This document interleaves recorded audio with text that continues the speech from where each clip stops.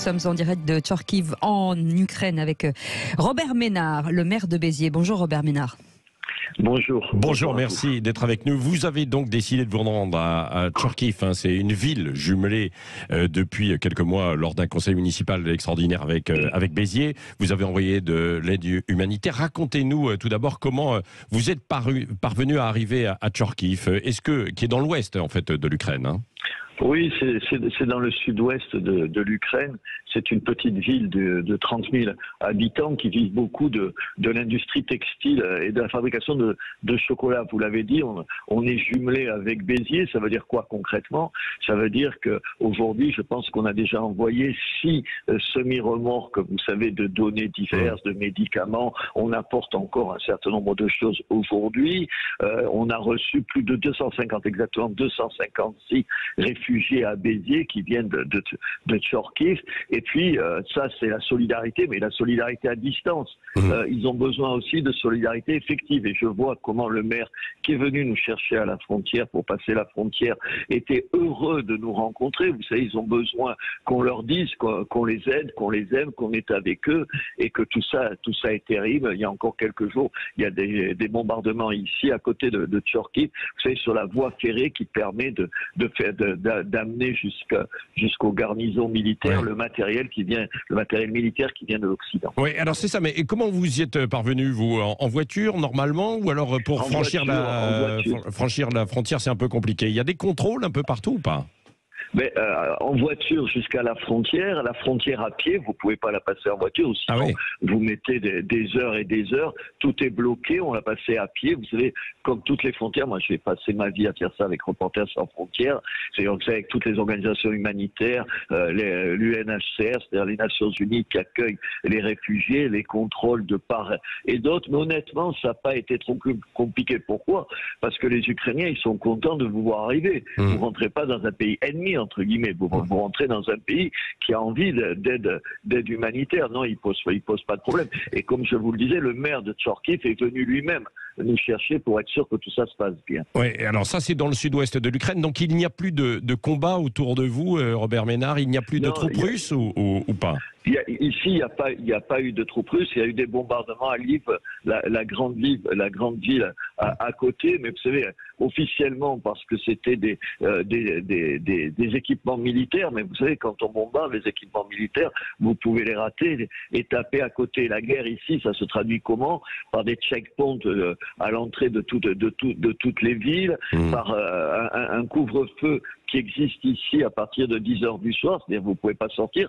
Et puis un truc étonnant, figurez-vous qu'il y a des gens, on les a vus hier, qui dorment dans leur voiture au niveau des stations d'essence parce que l'essence est rationnée en Ukraine à 10 litres par voiture. Et les gens, pour ne pas perdre leur place, ils dorment dans leur voiture toute la nuit pour pouvoir avoir cette essence qui est indispensable pour vivre. Oui, de quoi ils ont besoin en fait aujourd'hui quand on leur envoie de l'aide humanitaire? Alors, ils ont besoin de quoi? De tout ce qui est les produits d'hygiène, de tout ce qui est les produits médicaux par la pharmacie, et puis du matériel autre. Là, par exemple, aujourd'hui, on ramène des garrots. Vous savez, des garrots qui permettent, des garrots pour des zones de guerre, ce qui n'est pas le garrot que vous utilisez demain, et qui permet, s'il y a une blessure, vous savez, de faire tout ce qui est nécessaire en termes de chirurgie. Ils nous avaient demandé ça. Ils nous ont demandé aussi des gilets pare-balles, parce que c'est ce qui vous protège, des casques, tout ce qu'on leur amène, cette solidarité, on se la doit.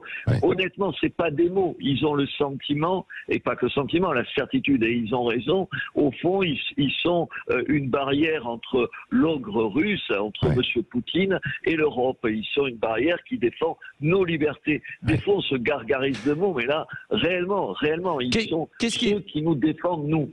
Qu'est-ce que vous dit le maire de Tcharkiv, justement, sur l'évolution en fait du conflit? Est-ce qu'il pense qu'il va y avoir une scission un peu de l'Ukraine avec la partie est qui va aller vers la Russie, et puis l'autre qui sera davantage tournée et plus indépendante et tournée vers l'Europe?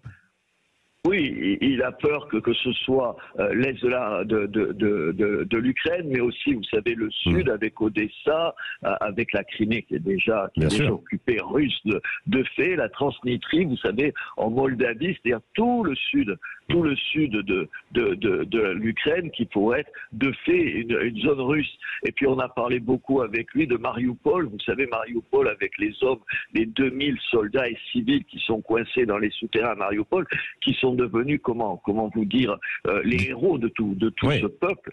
C'est eux qui incarnent la résistance. Alors, ils sont conscients de la partie déséquilibrée. C'est David contre Goliath. Vous imaginez 2000 contre toute l'armée russe, ce que ça baisse. Mais ils incarnent cet esprit de résistance. Ils incarnent ce qu'a sous-estimé M. Poutine. M. Poutine, il a toujours pensé que l'Ukraine, ça n'existait pas, que les gens, au fond, c'était quelque chose d'artificiel. Et il découvre qu'il y a un peuple ukrainien qui n'entend pas se laisser faire. Ouais. Merci beaucoup, Robert Ménard. Un dernier mot, puisque vous êtes là-bas en déplacement, est-ce que vous verriez, pourquoi pas, dans un ministère pour vous occuper de l'aide humanitaire, là, puisque Emmanuel Macron est en train de remanier son gouvernement? Écoutez, ce qu'a fait le gouvernement sur l'Ukraine, je suis d'accord aujourd'hui, donc je ne vais pas critiquer le gouvernement. Vous savez, quand on me pose cette question, je dis juste, c'est pourquoi faire. Mon seul souci, c'est servir la France. Aujourd'hui, la France, ici en Ukraine, elle est du bon côté, elle fait bien ce qu'il faut faire. Je la félicite, et en l'occurrence, la France aujourd'hui, c'est notre chef d'État. Je n'ai pas voté pour lui, mais j'applaudis pour ce qu'il fait ici.